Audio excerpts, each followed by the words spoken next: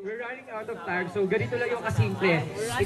Ito yung kinalabasan ng pinagpagura namin kasi yung focus sa ating lahat dito kasi di ba yung AFP and Filipino Youth Partners in Peace and Progress. Makikita nyo na yun dyan lahat. In any details, nandyan na yun lahat.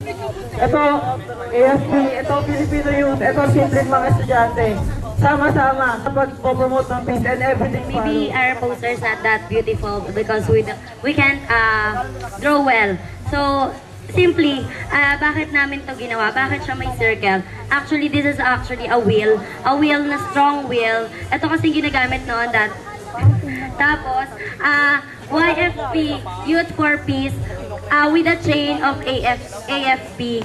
Kasi alam naman natin yung symbol kasi diba ng chain is parang stronghold ng bawat i-chain mo is parang hindi siya agad madedestroy. Tapos ito yung mga youths, ito naman yung mga AFP, chinain din namin siya. Tapos meron siya, actually ito yung peace, ito yung progress.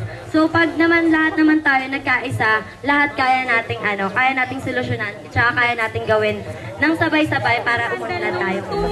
To set yung AFP at saka yung Filipino, tas nasa gitna yung symbol ng Earth.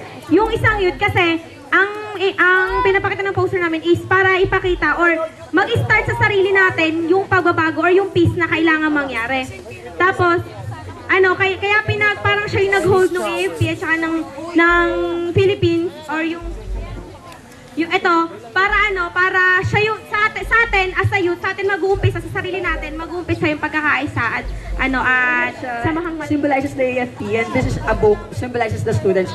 Tapos they are joined in hands. It symbolizes yung pinaka-team natin. So bakit namin naisip na yung team na siya global setting? Kasi ang topic lang naman, AFP, Armed Forces of the Philippines. Pero ginawa namin siya, ang background namin, world. Kasi we believe na embodied sa constitution natin, the value of yung youth, siya ng AFP, diba? So pag pinagsama mo sila, magtatranscend yun into national peace and security na pag naging solid siya, mas makikita ng ibang mundo o makikita ng ibang countries na third world alike at katulad sa atin na there is a strength in uniting the youth, which, ayun, tsaka yung armed forces natin. So, ganun kasimple yun. We want to be an example sa ibang gawa namin. Hindi siya simple, pero maganda siya.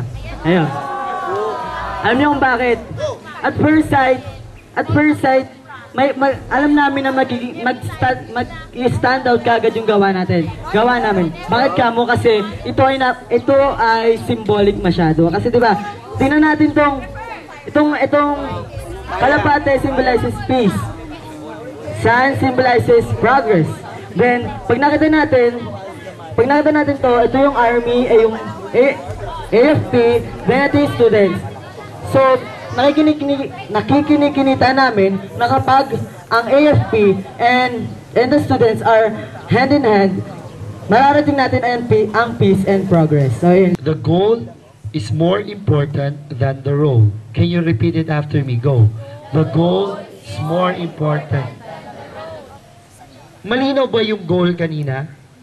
Tapusin yung race, gawin yung course ng tama. Alright, lahat tayo may ginawang papel. Lahat tayo may ginagampanan ng papel. But regardless of the role you are playing, at the end of the day, it is the goal that needs to be achieved.